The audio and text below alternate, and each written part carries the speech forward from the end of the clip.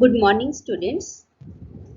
I am Dr. Seema Gupta, Assistant Professor, Department of Botany, FC College for Women, Hisar.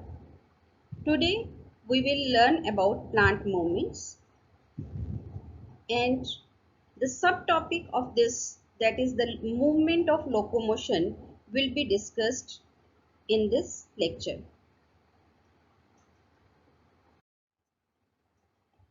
The topics which are included in today's presentation is introduction of plant movements, what are the stimuli involved in it, classification of plant movements, main types of the movement, that is the physical movement and vital movement, what is the similarities and differences between autonomic and paratonic movement, movement of locomotion and its types, references.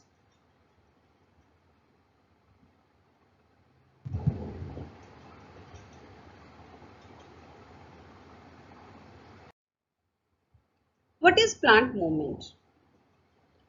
I think from your childhood you have learned that the animals, they are motile, have the locomotory organs, and plants, they are sedentary. But what do you think? The plants, they do move or not? Have you seen any movement in the plants? Okay, plants they are sedentary living things, generally lacking the power of locomotion, but they possess the property of irritability, that is the ability to respond to an external or internal stimulus. The plants, they also show the effect of the external or internal stimulus and they respond to that stimuli. But the within the plant body, various protoplasmic components, they are in constant movement. For example, movement of water, minerals, food, etc. You have learnt about this, that there are these kind of the movements, they are present in the plants, in the higher plants, and also in lower plants, unicellular plants like Chlamydomonas, volvox. You have learnt in your BSc first year classes or in even in the 10 plus 2 that they also show movement. They go from one place to another place. They have the locomotion. In higher plants or the other plants, you can see that certain parts of the plant body, not the whole plant, the plant is fixed to the soil, but certain parts of the plant, certain organs of the plant, they respond to the external stimulus and they exhibit physical displacement, and this is known as the movement. In higher plants, movements, they are mainly, what type of the movements you can see mainly in the plants? They move in the form of bending, twisting, elongation of certain plant or parts or the organs.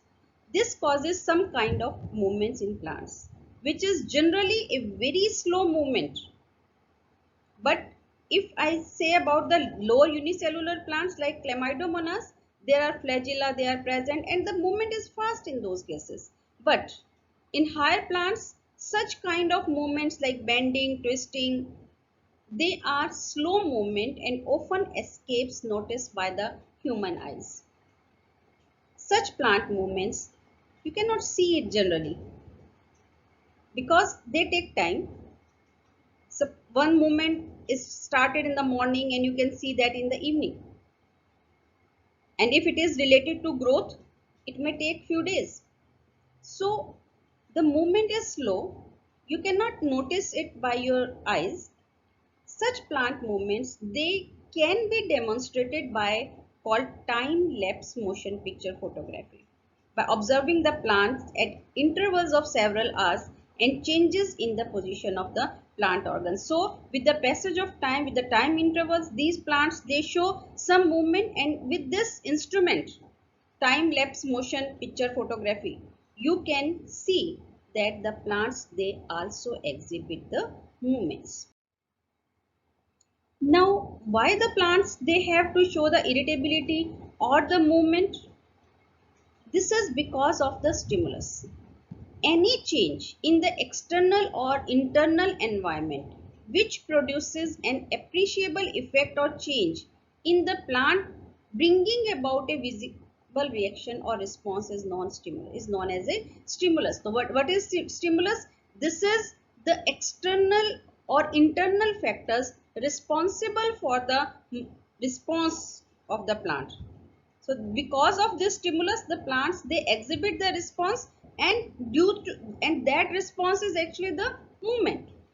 And these stimulus, they may be of the three types. These stimuli is the plural word. Stimulus is singular. They may be mechanical, certain type of the friction. They may be the chemical, certain chemicals. They may be the stimuli. Ethereal means light, temperature, etc. These are the external or the internal factors responsible for the plant movement. What is response? Response is the movement or the effect which is reflected by the plant due to the stimuli. Because of those stimuli, the plants, they show these type of the movements. The reaction or the visible change of a plant produced as a result of applied stimulus is known as the response. And this may be, the response may be in the form of what the plant will do because of that stimuli. There may be the change of the durgar, there may be unilateral growth, or secretion of fluid from the protoplasm. So these three types, or these types of the responses, they are shown by the plants due to those stimuli.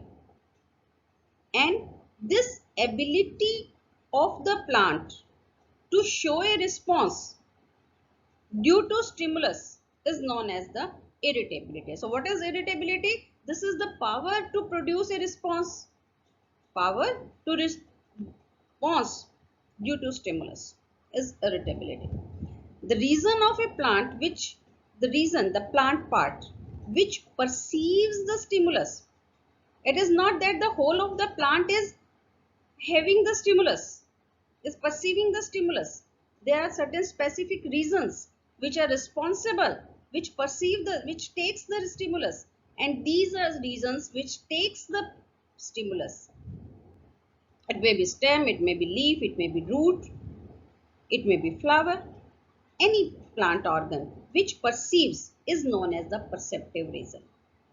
And the reason of the plant, it is not necessary that this part is having the stimulus, perceiving the stimulus, and this will also respond. No. The perceptive region is different, and the plant part which show the response, which exhibit the response, is different. Sometimes it may be the same. So if it is that plant part which exhibit the response, it is known as the responsive reason. Presentation time. What do you mean by the presentation time? Presentation time means the minimum time duration, that this much time is required for the stimulus to take place so that the plant will show the response. The minimum time required for a stimulus to produce a response is known as the presentation time. What is fatigue then? The effect of response subsides within certain time. It is very simple. If I say many times that, okay, go and read, go and read, go and read, whenever I will see you, I will say, okay, go and read. Then after some time, that will be of no matter to you. You will not respond to that. Similarly, for the plants, if the stimulus it takes place so many times, so the response, it subsides. It will not affect after some time. This is known as the relaxation time. If the plant gets a number of stimuli one after the another, many times you are saying one thing, every time you are getting the response, the stimulus, the response is delayed or intensity is reduced. So plant, if you are giving again and again the same stimulus, the plant will not, either it will not respond, or if it will respond, then the response will be diluted. Intensity is decreased, or it will show delay the effect.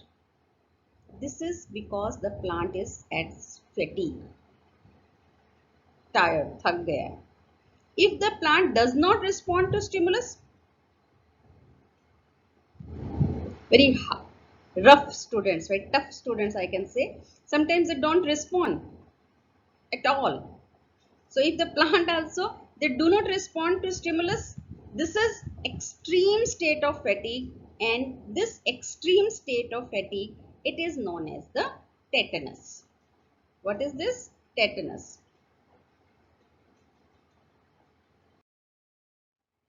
Okay, it looks quite complicated, but due to different colors, designs, I try to explain it so that it will be very easy for you to understand. Okay, just go step by step with me. This is the classification of plant movements.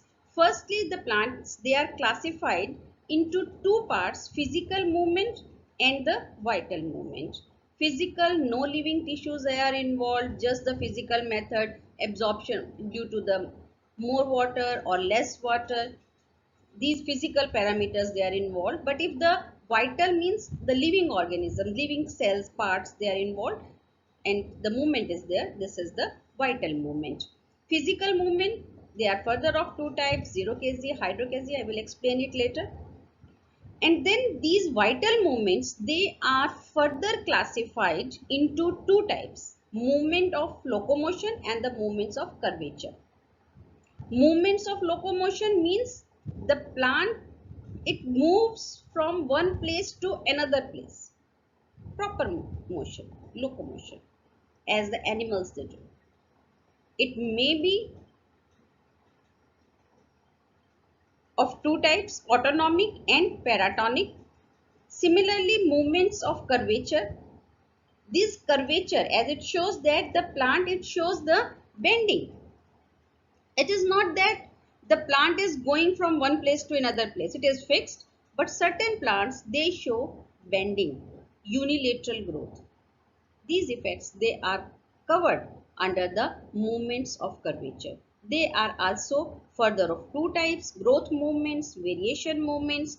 Growth movements further of two types: paratonic, autonomic. Variation movements, they are also of two types: paratonic and the autonomic. Similarly, movements of locomotion, they are further of two types: autonomic and paratonic. Autonomic further of three types, paratonic further of three types. In today's lecture, I will cover only this part: plant movements, their types, and movements of locomotion. This movements of curvature, this whole part I will cover in the next lecture. So, we will discuss only this part today. This is plant movements, physical movements, vital, physical, two parts: xerocracy, hydrocracy.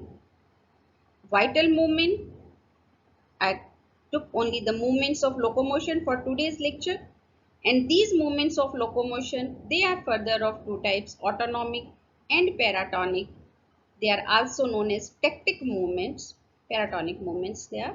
And autonomic further of three types: ciliary, amoeboid, cyclosis. We will discuss one by one these topics. And then phototactic, chemotactic and thermotactic, these are the paratonic movements.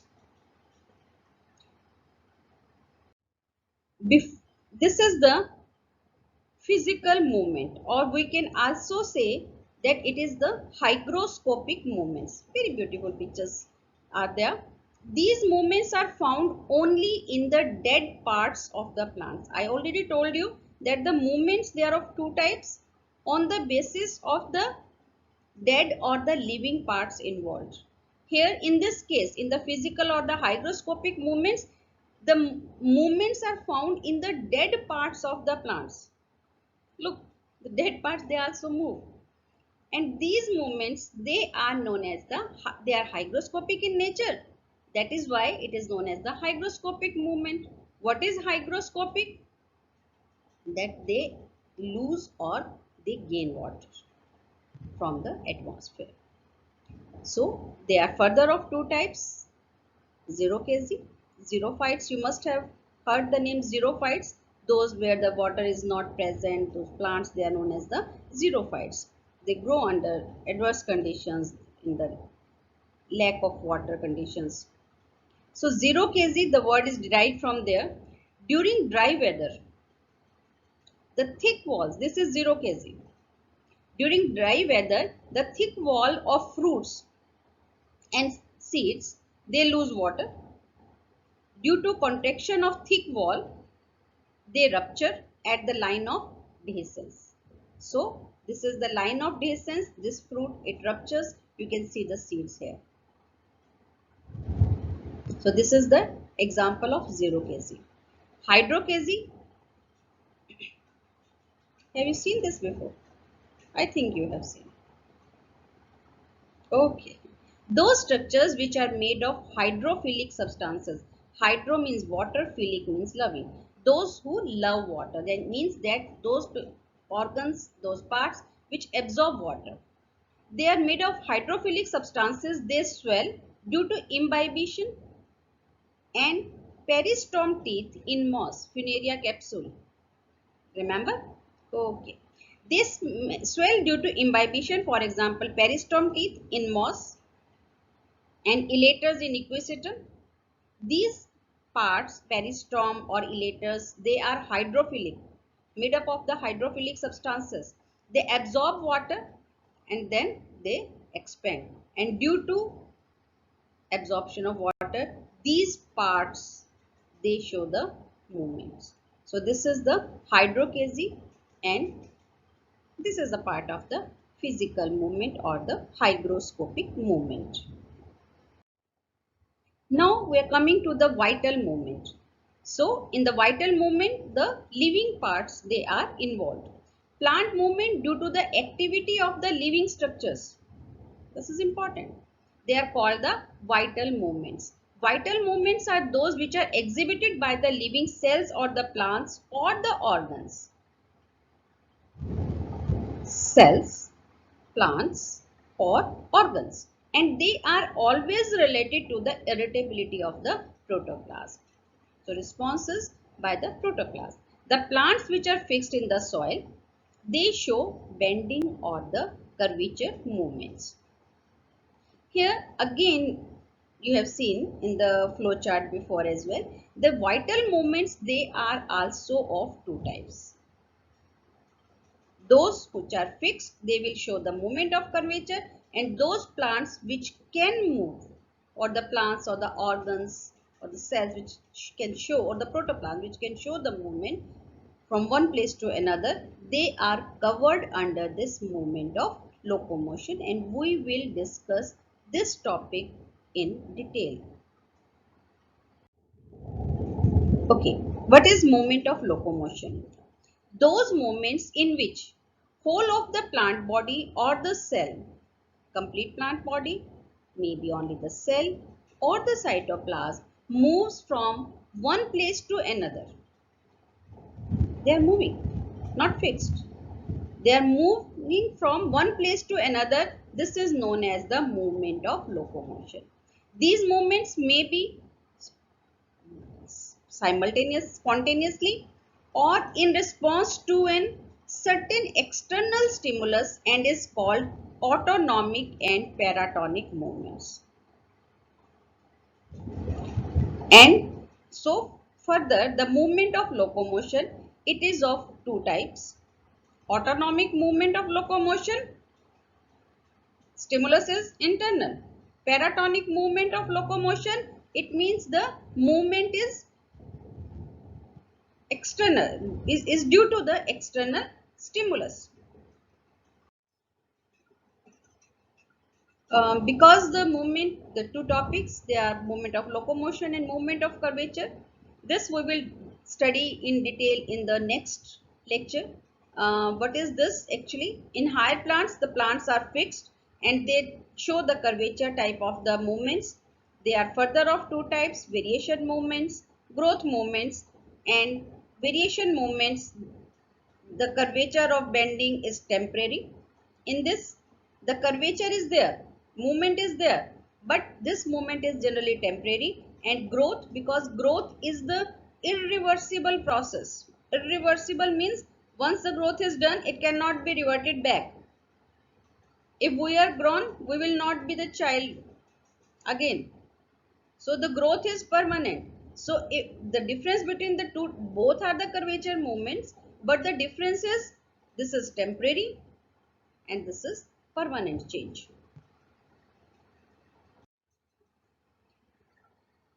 I told you that there are two types of the movements: autonomic stimuli, because based on the stimuli, autonomic and paratonic. So what is autonomic, what is paratonic, what are the similarities, what are the differences? Now we will study this. Similarities are both the movements, they take place as a result of stimulus. In both the cases, stimulus is required. Plants show, in plants, both type of the movements are there, autonomic as well as paratonic. Moreover, they are important movements of plants and in some unicellular organisms. So these are the important type of the movements based on the different types of stimuli. Now, what is the difference? Why these two terms they are used separately? So, if these are the separate terms, so they are differences in between these two. Autonomic movements are generated due to the internal stimuli. The stimulus is internal in case of autonomic. And in this case, paratonic, the stimulus is external. Genes are involved because it is autonomic. It is due to the internal stimuli. So internal means in the plant body in itself. So it means the genes are involved there. And there is no genes, there may not be required because these stimuli, they are external. If genes are involved, it means autonomic movements in plants, they are present by birth. And paratonic movements, they are not present by birth in plants. They are based on the external stimuli. Examples of this autonomic movement, you can see that the flagellar movements in Chlamydomonas, beating of flagella, circumnutation, protoplasmic streaming, these are the examples you can see which exhibit the autonomic type of the movement. And these are Texas, tropic movements, nestic movements. These are the types of the paratonic movement. We will study these all in detail. Now, autonomic movement of locomotion. Locomotion. Two types of locomotory movements, autonomic and paratonic. So, firstly, we will discuss about the autonomic movement of locomotion. Plant movement of locomotion, they are free, and autonomic means due to the internal stimulus. Due to internal stimulus means it is spontaneous movement of the plant or organ or material within the plant cell from one place to another in some medium due to internal causes, especially due to genes. Okay. Autonomic movements, it can be seen clearly in unicellular organisms. I have given the example of Chlamydomonas. Chlamydomonas is a unicellular organism and it is very common in the Chlamydomonas, and they have the locomotory organs like flagella, and due to the flagella they show the autonomic movement.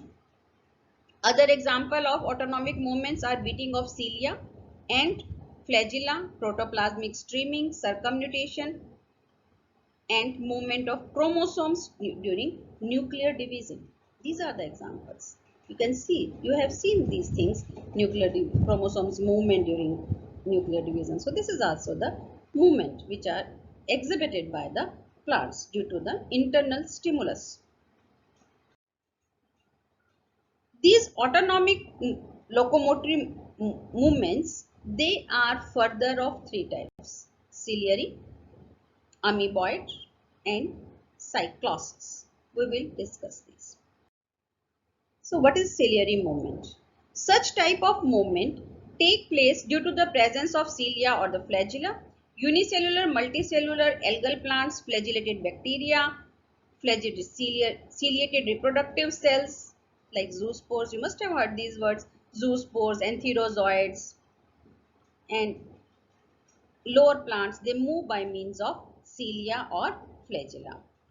Chlamydomonas, you have seen the flagella is there, volvox, flagella is there, and these are the beating movements, how these flagella, they beat and they help in the movement of these organisms. Maybe unicellular, maybe this is the colonial form. So these organisms, they move with the help of the flagella or cilia. This is the amoeboid movement. You have seen the amoeba, or you must have heard about, read this amoeba, but this is the cell. It is the in the myxomycetes, the fungi. There are protoplasmic movements, amoeboid movements. The protoplasm, they move and they form a pseudopod. False pseudo means false, pod means foot.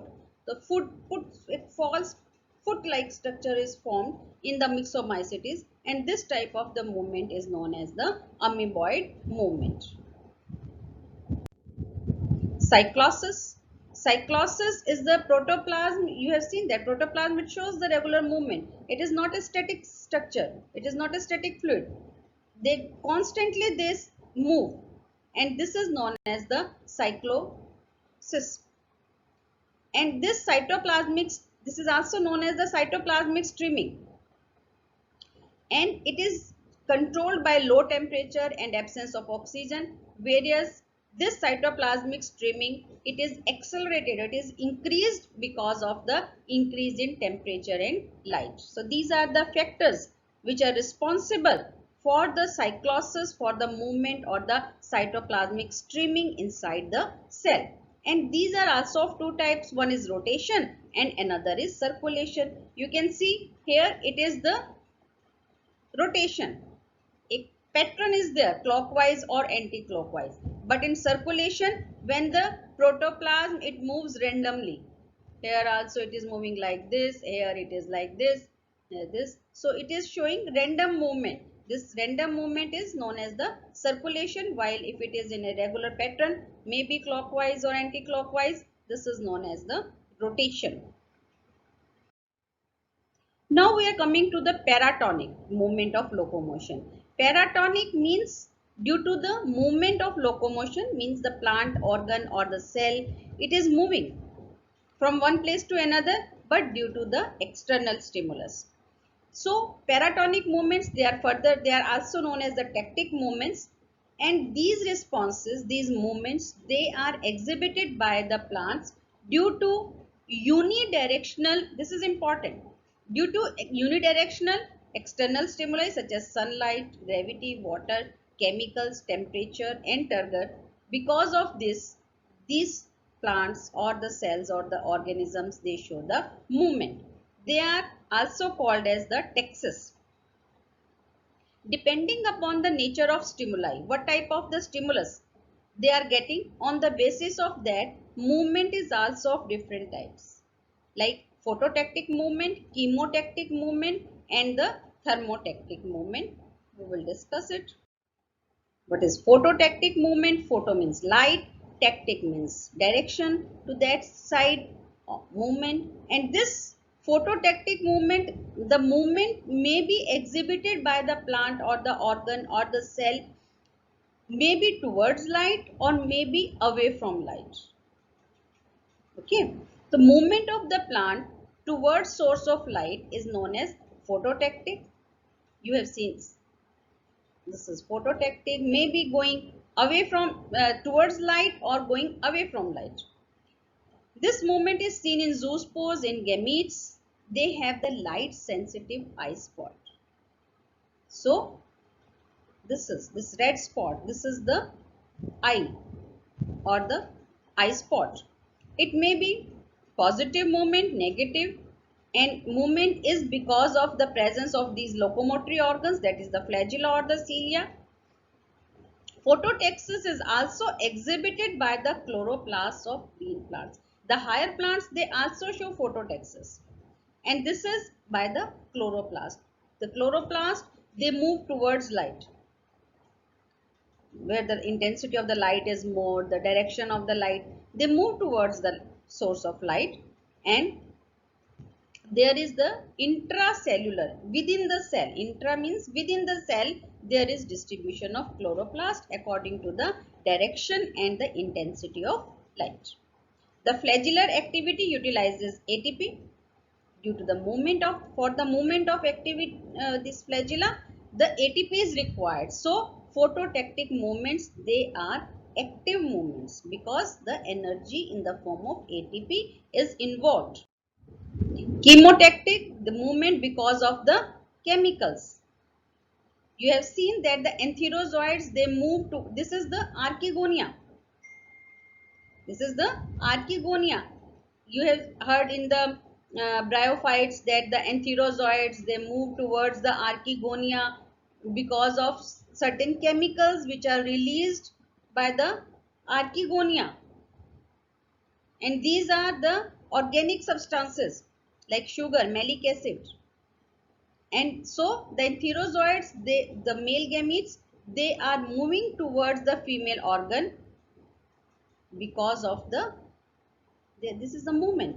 They will show the movement and they are attracted because of these chemicals. So this type of movements, they are known as the chemotactic movements. They also play a part in search of food, in fertilization, in higher plants, and also in the phagocytosis. Sensing the chemicals, the flagellated spermatozoids swim towards archegonia and enter the neck canal and help in the fertilization. Thermotactic, the movement of locomotion in response to certain unidirectional temperature stimulus is known as thermotactic movement. Rapid rotational cytoplasmic movement in the leaf of Vallisneria. Vallisneria in the plant, in the Vallisneria plant, the aquatic plant, the leaf, they show the rotational cytoplasmic movement, the site due to the increase in temperature, and also the algae, movement of algae from a colder to a warmer place. The lower organisms sense the temperature and move towards the compatible, the best suited temperature. They move, these organisms, they move towards the best suited temperature. Sensing the change in temperature by the plants is autonomic, but the cells always show directional movements.